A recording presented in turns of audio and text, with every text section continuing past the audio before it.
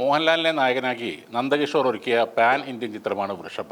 ഈ വർഷത്തെ മോഹൻലാലിന്റെ മറ്റൊരു സൂപ്പർ ഹിറ്റായി മാറുമെന്ന് കരുതിയ ആരാധകർ കാത്തിരുന്ന സിനിമയായിരുന്നു ഇത്. എന്നാൽ ആദ്യ ദിവസം പിന്നിടുമ്പോൾ ഞെട്ടിപ്പിക്കുന്ന കളക്ഷനാണ് സിനിമക്കുള്ളത്. ആദ്യ ദിനം ആഗോള ബോക്സ് ഓഫീസിൽ നിന്ന് വെറും 88 ലക്ഷം മാത്രമാണ് വൃഷഭ നേടിയത്. അതിൽ 46 ലക്ഷം രൂപയും മലയാളം പതിപ്പിൽ നിന്നാണ്. സിനിമയുടെ ഹിന്ദി, തമിഴ്, തെലുങ്ക് പതിപ്പുകൾക്ക് വളരെ മോശം ഓപ്പണിംഗ് കളക്ഷനാണ് ലഭിച്ചിരിക്കുന്നത്. സിനിമയുടെ രണ്ടാം ദിന ബുക്കിങ്ങുകളും വളരെ ശോകമാണ്. അങ്ങേയറ്റം മോശം പ്രതികരണങ്ങളാണ് ഈ സിനിമയ്ക്ക് ലഭിക്കുന്നത്. മോഹൻലാൽ ചിത്രം വൃഷഭ ആരാധകരെ തീർത്തും നിരാശപ്പെടുത്തി എന്നാണ് സമൂഹ മാധ്യമ കമന്റുകളിൽ നിന്നും വ്യക്തമാകുന്നത്. കഴിഞ്ഞ ദിവസം നടി സരിത ബാലകൃഷ്ണനും കടുത്ത നിരാശ പങ്കുവച്ച് ഫേസ്ബുക്കിലൂടെ പ്രതികരിച്ചിരുന്നു. നടിയുടെ ഫേസ്ബുക്ക് കുറിപ്പ് ഇങ്ങനെയാണ്: ന്യൂട്ടന്റെ തലയിൽ ആപ്പിൾ വീണപ്പോൾ അദ്ദേഹം ഗ്രാവിറ്റി കണ്ടുപിടിച്ചു. പക്ഷേ സംവിധായകൻ നന്ദകിഷോറിന് ഡേറ്റ് കൊടുക്കുമ്പോൾ ലാലേട്ടന്റെ തലയിൽ വീണത് ചക്കയാണെന്ന് തോന്നുന്നു. സിനിമ കണ്ട് തിയേറ്ററിൽ നിന്ന് ഇറങ്ങിയപ്പോൾ വണ്ടി പോലും സ്റ്റാർട്ടാകുന്നില്ല. വണ്ടിക്ക് പോലും താങ്ങാൻ പറ്റാത്ത അത്രയ്ക്ക് നെഗറ്റീവ് വൈബായിരുന്നു ആ പടത്തിന്. കുടുംബസമേതം ധൈര്യമായിട്ട് പോകാം, പോയിട്ട് കൊടുത്ത കാശ് ഓർത്ത് എല്ലാവർക്കും കൂടി കെട്ടിപ്പിടിച്ച് കരയാം. ക്രിസ്തുമസിന് ഇത്രയും വലിയൊരു പണി തന്നതിന് നന്ദി ലാലേട്ട.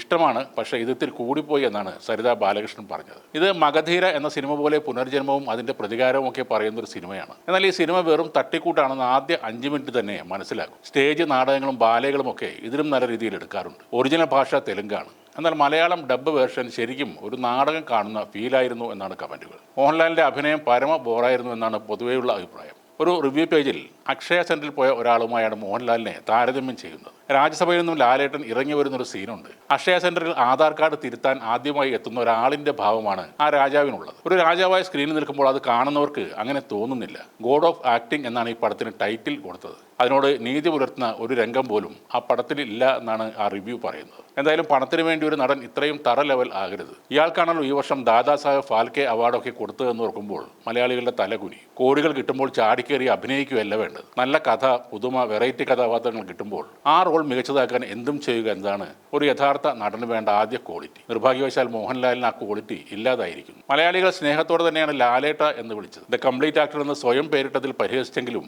മോഹൻലാൽ ഒരു കംപ്ലീറ്റ് ആക്ടറാണെന്ന് മലയാളികൾ അഭിമാനിച്ചിരുന്നു. എന്നാലിപ്പോൾ ലോക കൂതറ സിനിമയായ ബബ്ബയ്ക്ക് പിന്നാലെ വൃഷഭയും പൊട്ടിപ്പൊളിഞ്ഞതോടെ ലാലേട്ടന് മലയാളികൾ തന്നെ ഒരു പുതിയ പേരും ചാർത്തി കൊടുക്കുന്നുണ്ട്. തെലുങ്കിൽ ബാലയ്യ ആണെങ്കിൽ ഇനി മലയാളത്തിൽ അഴിഞ്ഞാടാൻ പോകുന്നത് ലാലയ്യ ആയിരിക്കും എന്നാണ് കമൻറ്റുകൾ. ആ നിലവാരത്തിലേക്ക് കൂപ്പുകുത്തുകയാണ് ഗോഡ് ഓഫ് ആക്ടിംഗ്.